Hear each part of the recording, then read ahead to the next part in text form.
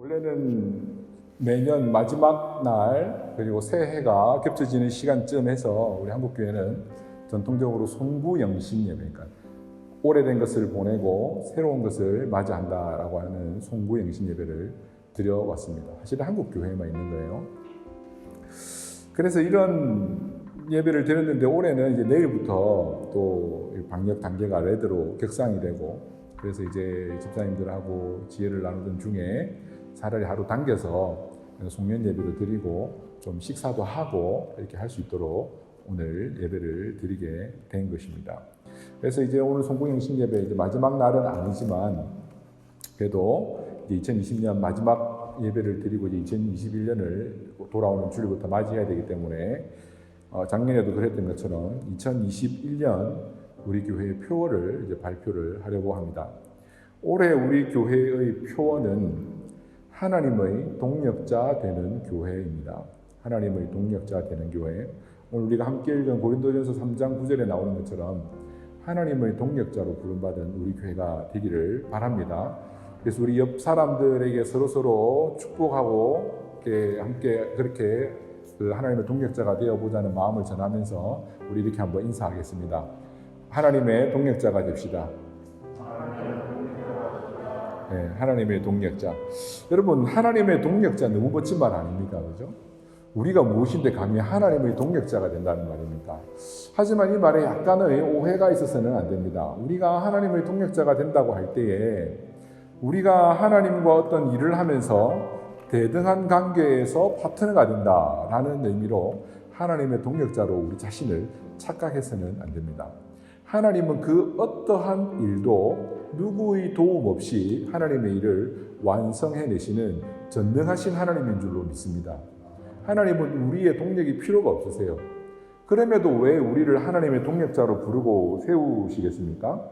그것은 하나님이 전적으로 주권적으로 하시는 그 일에 우리도 같은 방향을 맞추어 나가면서 하나님의 일에 동참하도록 하나님께서 초청하여 주시고 불러주신 은혜이지, 우리가 하나님의 일을 거들어 드린다는 의미에서 동력할 수는 없는 것입니다.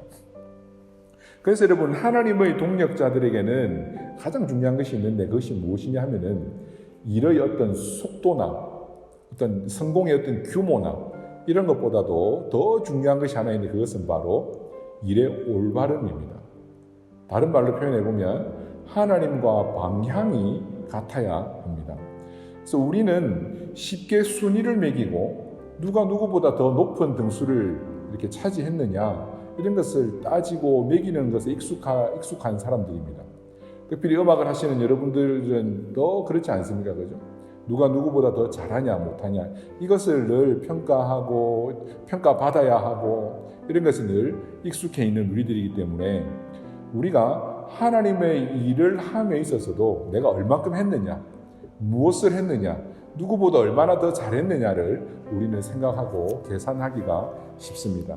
그런데 여러분, 하나님의 일을 하는 것에 있어서는 빨리 가는 것보다 바르게 가는 것이 더 중요한 줄로 믿습니다. 높이 올라가는 것보다 끝까지 함께 하는 것이 더 중요한 줄로 믿습니다. 여러분, 우리가 선착순 달리기를 한다고 한번 생각을 해보십시오. 선착순 달리기 하면 저는 안 좋은 기억이 많습니다. 달리기가 그렇게 빠르지 않았기 때문에 선착순 하면 너무너무 힘이 듭니다. 그래서 그냥 어차피 한 바퀴 더 뛸 거 체력이라도 비축하자는 마음에 늘 언제나 천천히 항상 뒤에 전략적으로 있었던 편이 더 많은데요. 그런데 여러분, 선착순 달리기를 하는 중에 꼴찌로 들어오고 있었는데 갑자기 그 체육 선생님이 호각을 불면서 순서를 바꿔주는 겁니다. 뒤로 돌아. 그리고 뒤로 돈 그 순서부터 1등을 매겨주는 겁니다. 그러면 여러분, 그건 기적이죠. 그죠? 얼마나 놀라운 일입니까? 그런데 여러분, 하나님은 우리의 순위를 그렇게 해 주실 수도 있는 것입니다. 우리는 늘 꼴찌하고 뒤따라가는 것이 힘들고 바쁜 삶이긴 하지만 하나님께서 우리의 삶을 평가하실 때 뒤로 돌아 한마디만 해주시면 우리가 1등이 될 수도 있는 거거든요. 그러니까 하나님께는 우리가 하는 일에는 1등이냐 아니냐 중요합니다. 열심히 해야 됩니다. 그런데 하나님께서 우리를 보실 때에는 우리 각자 가지는 은사도 다르고 하나님께서 주신 달란트도 다르고 그렇기 때문에 1등이냐 꼴찌냐 이것보다도 하나님의 편으로 달려왔느냐, 끝까지 포기하지 않고 하나님께로 그 목적지로 잘 왔느냐, 이것을 하나님께서는 더 귀히 여기시고 더 중요하게 여기십니다.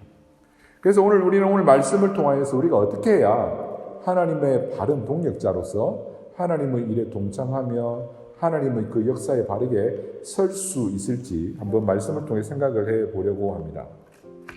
먼저 하나님의 동력자들은 신령한 자여야 합니다. 신령한 자. 이 신령하다라는 말은 좀 영적이다, 이런 의미가 있는데요. 1절을 보시면 바울이 고린도 교회를 향하여서 이렇게 말합니다. 형제들아, 내가 신령한 자들을 대함과 같이 너희에게 말할 수 없어서 육신에 속한 자고 그리스도 안에서 어린 아이들을 대함과 같이 하노라. 바울은 고린도 교회가 신령하지 않다고 평가를 합니다. 왜냐하면 그들이 영적인 것, 신령한 것에 속한 자들이 아니고 육신에 여전히 머물러 있고 육신에 속해 있는 자들이기 때문입니다. 고린도 교회에 문제들이 많이 있는데 그중 하나는 어쩌면 가장 근원적인 문제일 수도 있고요. 그중 하나가 바로 교만의 문제입니다. 스스로 지혜 있다, 우리는 신령하다 라고 생각하며 사는 사람들이 고린도 교회에는 많았습니다. 특별히 나중에 가면 은사장도 나오고 그러는데 고린도 교회 안에는 이런 영적 은사들을 발휘하는 사람들도 있었고, 또 그리고 고린도라고 하는 도시의 영향을 받은 그 사람들은 스스로 지혜 있는 척하고 자신의 지혜를 뽐내는 것을 아주 좋게 여겼습니다. 특별히 이 당시에 고린도에는 그 어떤 영적인 것에 대하여서 등급을 매기는 것이 성행했습니다. 그러니까 어느 정도면 1등급, 정확하지는 않아요. 예를 들면 어느 정도 되면 1등급, 어느 정도 되면 2등급, 이런 레벨을 나누는 것을 좋아했었단 말입니다. 고린도 교회 내에서도 은사를 가진 사람들, 또 세상에서 똑똑하다는 사람들이 있었겠죠. 그래서 그들은 내 레벨은 이 정도 되기 때문에 자기보다 낮은 레벨에 있는 사람들을 향하여서 신령하지 못하다 평가하고 자신을 그들에 비해서 신령하다라고 스스로를 뽐냈던 것입니다. 근데 여러분, 우리가 갖추어야 될 이 신령함은 등급을 나눌 수 있는 신령함이 아닙니다. 이 신령함은 계급도 아닙니다. 왜냐하면 우리가 아무리 노력해도 절대로 범접할 수 없는, 가까이 갈 수 없는 그 신령함의 극치가 있단 말입니다. 그 신령함의 극치가 누구냐면 바로 우리를 위하여 이 땅에 오시고 우리를 위하여 십자가 지신 하나님의 독생자 아들 예수 그리스도입니다. 우리가 세상에서 아무리 지혜가 뛰어나고 아무리 신령하다 해도 하나님의 그 지혜이신 예수 그리스도의 그 십자가에 비길 수가 없습니다. 그럴 수 있었다면 십자가 없이도 우리를 구원했어야죠. 우리가 아무리 신령하다 해도 우리가 하나님 앞에 설 때에 우리의 신령함을 말할 수가 없습니다. 2장 2절 말씀을 보면 이렇게 말씀합니다. 내가 너희 중에서 예수 그리스도와 그가 십자가에 못 박히신 것 외에는 아무것도 알지 아니하기로 작정하였습니다.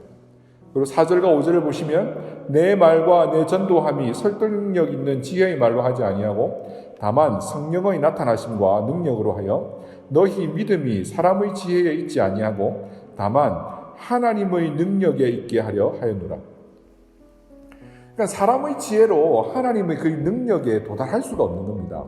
그래서 하나님은 우리를 위하여 가장 신령하신 예수 그리스도, 가장 하나님의 지혜로운 방법인 그 십자가를 통해서 우리를 구원하여 주시고 이제 우리를 육신에 속하여 있던 우리를 예수 그리스도와 그 십자가를 통하여 이제는 신령한 존재들, 영적인 존재들로 바꾸어 주신 것입니다. 예수 그리스도와 그 십자가 외에는 우리를 신령하게 할 수 있는 것은 그 어떤 것도 그 누구도 없는 줄로 믿습니다. 2장 8절 말씀에 말하고 있는 것처럼 우리가 지혜가 있었다면 예수 그리스도를 못 박는 그 일에 동참하지 않았겠죠. 지혜가 없고 몰랐으니까, 신령하지 않았기 때문에 그 하나님의 지혜를 알아보지 못했던 것이죠. 그래서 신령한 자들은 내가 누구에 비해서 우리의 등급을 매기면서 지혜가 있다고 자만하거나 교만한 자가 아니라 오직 예수 그리스도 안에서만 우리의 신령함을 발견하고 오직 예수 그리스도께 의존함으로 신령한 자가 되는 자들이 하나님의 동력자가 될 수 있는 것입니다. 그리고 두 번째로는 하나님의 동력자가 되기 위해서는 시기와 분쟁을 하지 않는 자여야 합니다. 바울이 고린도 교회를 향하여 신령하지 않다고 판단하는 이유가 하나 있는데 그것은 바로 시기와 분쟁의 문제입니다. 이 시기는 유대인들이 예수 그리스도를 못 박은 이유가 되기도 합니다. 그리고 바울이 이 시기심 때문에, 이걸 다르게 번역을 하면 열심이라고도 번역을 할 수 있거든요. 이 열심 때문에 다른 예수 믿는 사람들을 잡아 죽였던, 바울이 되기 전에 그 사울일 때 했던 그런 열심, 그런 시기심입니다. 이런 시기심은 예수 그리스도의 신령함과 관계가 없는 세상의 사람들, 육신에 속한 사람들이 가지는 것입니다. 그래서 이런 시기심의 결과는 항상 분쟁입니다. 왜냐하면 예수 그리스도의 이 신령함이 드러나는 것이 아니라 자기를 드러내기 때문입니다. 3절을 한번 보십시오. 너희는 아직도 육신에 속한 자로다. 너희 가운데 시기와 분쟁이 있으니 어찌 육신에 속하여 사람을 따라 행함이 아니리요. 고린도 교회에는 여러분 스스로 지혜 있다고도 하고 신령하다고도 하는 사람들이 많았습니다.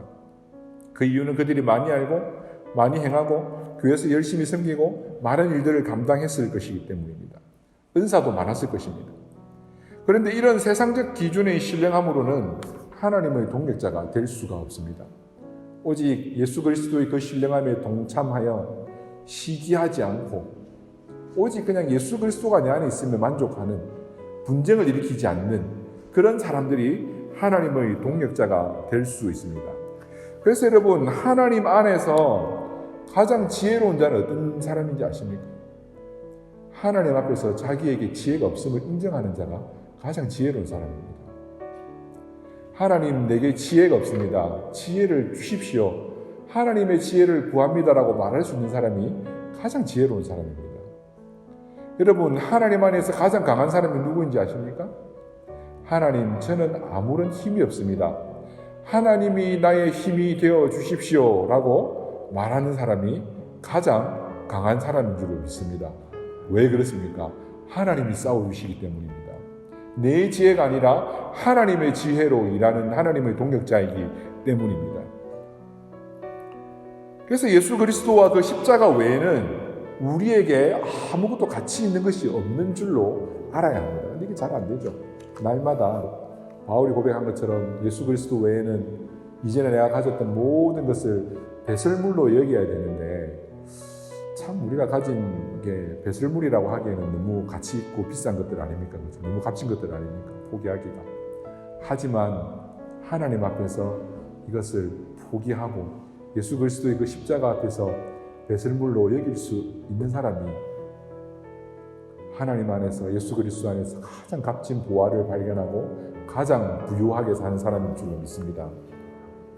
고린도 교회에는 아주 고약한 문제가 또 하나 있었는데, 그것은 바로 이 육신에 속한 사람들로 인한 분쟁입니다. 그래서 어느 정도까지 분쟁이 있었냐면은 4절을 보시면 어떤 사람은 바울파라 그러고 어떤 사람은 아볼로파라고 하는 사람들이 있었습니다. 그죠? 1장 12절에 보면 더 자세하게 나오는데요. 어떤 사람은 바울파, 어떤 사람은 아볼로파, 어떤 사람은 게바파. 게바가 누굽니까? 베드로의 다른 이름이죠. 베드로. 어떤 사람은 1장 12절에 보면 누구까지 나오냐면은 어떤 사람은 예수파까지 나옵니다. 어떤 의미겠습니까? 바울파는 어떤 사람들입니까? 교회의 설립자를 가장 이렇게 높게 평가한 사람이겠죠. 그럼 아볼로파는 누구겠습니까? 지금 현재 담임 목사님을 가장 높게 평가한 사람입니다. 그럼 게바파, 베드로파는 누구겠습니까? 그래도 베드로가 예수님의 수제자 아닌가. 잘은 모르겠지만 고린도 교회에 베드로도 한번 왔다 간 것이 아닌가 추측을 해볼 수 있습니다. 그래서 베드로하고 이렇게 사진이라도 한번 찍었든지 셀카라도 찍어서 사인이라도 하나 받아 놓았든지 뭐 이런 사람들이 있겠죠. 나는 베드로파다. 이러고도 안 되니까, 싸움이 끝이 나지 않으니까 제일 마지막에 어떤 사람이 나는 오직 예수님만 따르는 예수파다. 이게 여러분 좋은 말인 것 같기도 한데 여러분, 근데 이 좋은 말이 아닌 게 다른 사람을 누르고 이기고 우리 파가 제일 세다. 너희는 바울이냐? 게바냐? 아볼로냐? 나는 아무에게도 속하지 못했는데 누구로 할까? 나는 예수파다. 뭐 이런 의미이기 때문에 좋은 의미로 사용된 말은 아닙니다. 여러분, 이 모습이 어떻습니까? 꼭 어린 아이들이 싸우는 것 같지 않습니까? 어릴 때 아이들이 학교에서 옆 친구와 다툽니다. 너희 집에 돈 많아? 돈 많지. 우리 집에도 돈 많아. 너희 집 돈 얼마나 있는데? 얼마 있어? 우리는 너희 집보다 2배 더 있어. 그러면 그 뒤에도 나도 너희 집보다 2배 더 있어. 그러면서 뭐라고 합니까? 자동 복사, 자동 반사 이러면서 계속 끝도 없는 이런 싸움들. 뭐 그놈이나 그놈인데, 그죠? 그 영화 친구에 보시면 그 친구들이 그 부산의 그 해수욕장에서 물놀이를 하면서 다투는데 뭘로 다툽니까? 바다 거북이가 빠르냐, 아시아의 물개 조우련이 빠르냐. 딱 아이들 수준에 맞는 싸움인 것이죠. 이 고린도 교회가 스스로 신령하다 했는데 사실은 그들이 분쟁하고 있는 이 모습은 꼭 이 모양인 것입니다. 아이들이 싸울 필요도 없는 아무런 가치 없는 일들을 위해 싸우고 있는 것이죠. 진짜 바울의 가르침을 받아들인 사람은 어떻게 살아야 되겠습니까? 싸울 것이 아니라 교회를 위해 하나 되게 해야죠. 진짜 아볼로에게 잘 배운 사람이면 어떤 사람이어야 되겠습니까? 팔을 만들 것이 아니라 교회 안에서 하나가 되어야 하는 것이죠. 진짜 예수 그리스도께 배우고 예수 그리스도의 그 복음을 받아들인 사람이라면 어떻게 살아야겠습니까? 교회 안에서 자신이 죽어야 하는 것이지 자기를 살려서 자기 팔을 만들어서는 안 되는 것입니다. 그래서 바울은 5절 말씀을 보시면 바울은 무엇이며 아볼로는 무엇이냐 그럽니다. 여러분, 바울은 누구며 아볼로는 누구냐도 아니고요. 바울은 무엇이며 아볼로는 무엇이냐. 이 말은 너희들이 팔을 만든 그 우두머리 격인 그 사람들 무엇이냐 아무것도 아니라 이 말입니다. 무엇이냐라고 묻는 것은 무엇인지 물어보는 것이 아니라 아무것도 아니라고 말하는 것입니다. 그저 사역자는 심고 물 주는 사람에 불과하고 이 교회를 자라게 하시고 이 교회를 붙들며 지금까지 은혜 주신 분은 오직 하나님이십니다. 그래서 사역자는 아무것도 아닌 것이죠. 우리가 여러분 신령해지기 위해서 시기와 분쟁하는 자가 되지 않아야 하는데 그러기 위해서는 오직 우리를 자라게 하시는 그 하나님께만, 그 하나님의 은혜에만 매여 있어야 하는 것입니다. 우리 교회는 몇 사람 되지도 않고 목사도 한 명뿐이기 때문에 고린도 교회가 했던 것처럼 이런 문제로 문제가 되고 시끄러울 일은 없을 것이라 생각을 합니다. 그런데 여러분, 만약 우리가 단지 이런 분쟁과 분열의 문제가 아니라 이 사람들이 이렇게 분쟁할 수 있었던 것은 한 사역자를 너무 의존한 것이었거든요. 자기가 하나님의 신령한 자리에 말씀을 배워서 자라가야 되는데 그냥 고만고만하게 사역자의 수준 그 밑에 그냥 머물러서 꼭 이 세상에 나는 누구누구 선생님 밑에서 배웠다. 나는 누구누구 라인이다. 자기가 잘 되고 라인을 이끄는 사람이 되어야 되는데 나는 누구 따라가니까 우리 대장이 누구니까 내가 난 사람이다. 꼭 이런 걸 자랑하고 있는 시시끌끌한 사람처럼 그냥 그 정도만 하고 있는 것이죠. 신앙생활을. 우리는 하나님의 예수 그리스도의 그 신령한 자리까지 자라가야 되는데 내가 바울을 좋아한다고, 내가 아볼로를 좋아한다고, 내가 베드로를 좋아한다고 그것으로 자신의 신령함에 만족하고 있었기 때문이죠. 그래서 여러분, 이 뒤에 여러분의 오해를 풀 만한 말도 하겠지만 우선 여기에서는 이런 말씀을 드리고 싶습니다. 여러분, 절대로 목사나 혹은 영향력을 끼칠 만한 어떤 사람에게 의존하는 신앙인이 되지 마시기를 바랍니다. 2021년에는 우리 각자가 다 하나님께서 주시는 그 신령한 은혜로 각자가 다 하나님의 귀한 동력자들로 자라가고 세워지기를 축원합니다. 그러면 여러분 어떻게 해야 되겠습니까? 그렇게 자라기 위해서는 바울이 이 하나님의 사역자, 하나님의 동력자들은 아무것도 아니다라고 까면서 또 뒤이어서는 또 뭐라고 말씀하냐면은 또 아무것도 아닌 것은 아니다 이런 말을 합니다. 그러면서 하는 말씀이 바로 9절 말씀에 이 사역자들은 하나님의 동력자들이다 라고 높여주는 것이죠. 왜냐하면 비록 자라게 하시는 분은 하나님이긴 하지만 그 자라갈 수 있도록 말씀을 심어주고 물을 주고 하는 하나님과 방향을 같이 하는 동력자들이 바로 사역자라는 것이죠. 그래서 여러분, 하나님의 사역자는 그 사역의 열매로 하나님께 평가를 받습니다. 오늘 말씀에도 나오는데요. 그 사역의 열매로 반드시 평가를 받습니다. 무엇으로 평가를 받겠습니까? 교회가 얼마나 크냐? 예, 그런 걸로도 평가하실 수도 있겠죠. 얼마나 목회를 성실히 또 잘 효과적으로 체계적으로 잘했느냐. 하지만 그 이전에 그것보다도 더 중요한 평가의 덕목이 있는데, 그것은 바로 오늘 말씀에 의하면 참으로 자라게 하시는 그 하나님께로 데리고 갔느냐 아니냐입니다. 자기 이름을 드러내어서 자기 팔을 만들었느냐, 자기 없으면, 목사 없으면 신앙생활도 못하는 그런 사람을 만들었느냐, 아니면 하나님께로 잘 이끌고 가서 말씀의 양분을 쏙쏙쏙쏙 빨아먹고 그래서 신령한 자로 자랄 수 있도록 잘 지도하고 가르쳤느냐.